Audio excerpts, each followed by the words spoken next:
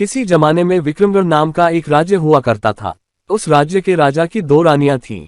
बड़ी रानी का रूप सामान्य था, लेकिन छोटी रानी काफी सुंदर थी। इस वजह से राजा छोटी रानी को अधिक प्रेम करता था और वह छोटी रानी की हर बात भी माना करता था। एक दिन छोटी रानी ने राजा से बड़ी रानी की शिकायत कर दी। राजा बड़ी रानी से नाराज हो गए, जिससे दुखी होकर बड़ी रानी महल छोड़कर जंगल की तरफ जाने लगी।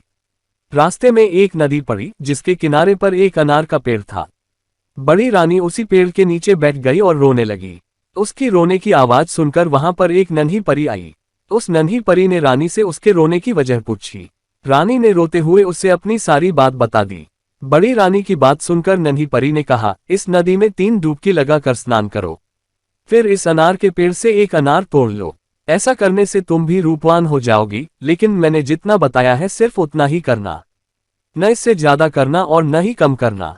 ऐसा कहकर नन्ही परी वहां से गायब से हो गई।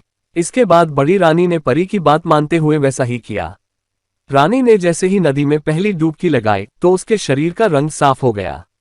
दूसरी डुबकी लगाने पर रानी का शरीर सुंदर कपड़े और जेवर से सज गया। तीसरी डुबकी लगाते ही रानी के बाल लंबे, घने और सुंदर हो गए। अब बड़ी रानी बहुत ही सुंदर हो गई थी। इसके बाद जैसा नन्ही परी ने कहा था, नदी में 3 डुबकी लगाने के बाद रानी ने अनार के पेड़ से एक अनार तोड़ लिया। तोड़ते ही वह अनार फूट गया और अनार के सारे बीज सैनिक बन गए। उन सैनिकों ने रानी के लिए एक पालकी तैयार की, जिसमें बड़ी रानी को बैठाकर वो वापस राज्य में लेकर आ गए। राजमहल पहुंचकर जब बड़ी रानी राजा से मिली तो उसने नन्ही परी वाली सारी घटना राजा को बता दी। अब राजा को अपनी हरकत पर पछतावा होने लगा और उन्होंने इस बार छोटी रानी को महल से बाहर निकाल दिया।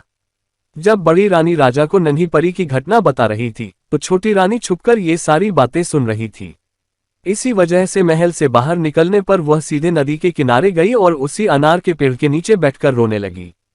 छोटी रानी के रोने की आवाज सुनकर नन्ही परी वहां प्रकट हो गई और उसने रानी से उसके रोने की वजह पूछी।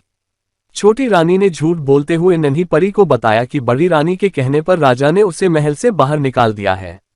ये सुनकर नन्ही परी ने छोटी रानी से भी कहा कि पहले इस नदी में 3 बार डुबकी लगाओ, फिर इसी अनार के पेड़ से एक अनार तोड़ लो, लेकिन न इससे ज्यादा करना और न इससे कम करना। ऐसा कहकर नन्ही परी वहां से फिर गायब हो गई। नन्ही परी की बात सुनकर छोटी रानी बहुत खुश हुई। वह नदी में गई और जैसी ही पहली डुबकी लगाए उसका शरीर पहले से भी ज्यादा निखर गया। दूसरी डुबकी लगाते ही उसका शरीर भी सुंदर कपड़े और जेवर से सज गया। तीसरी डुबकी लगाने पर छोटी रानी के बाल और काले, घने, लंबे और सुंदर हो गए। अब छोटी रानी पहले से भी ज्यादा सुंदर दिखने लगी थी, लेकिन छोटी रानी ने सोचा कि अगर वह 3 डुबकी लगाने से इतनी सुंदर हो सकती है तो और डुबकियां लगाने पर वह और अधिक सुंदर हो जाएगी। उसने ऐसा सोचकर कई सारी डुबकियां लगा ली। ऐसा करने पर छोटी रानी के शरीर के सारे कपड़े फटे और पुराने हो गए। उसके सारे गहने गायब हो गए। उसके शरीर का रंग भी गहरा हो गया। शरीर पर दाग और दाने निकल गए। छोटी रानी अब पहले की तरह सुंदर नहीं लग रही थी। रोते हुए वह नदी से बाहर आई और अनार के पेड़ से एक अनार तोड़ा। अनार तोड़ते ही वह फूट गया। उससे एक सांप निकला और वह रानी को खा गया। कहानी से सीख। नन्ही परी और छोटी रानी की कहानी हमें सीख देती है कि दूसरे लोगों के लिए कभी बुरा नहीं सोचना चाहिए।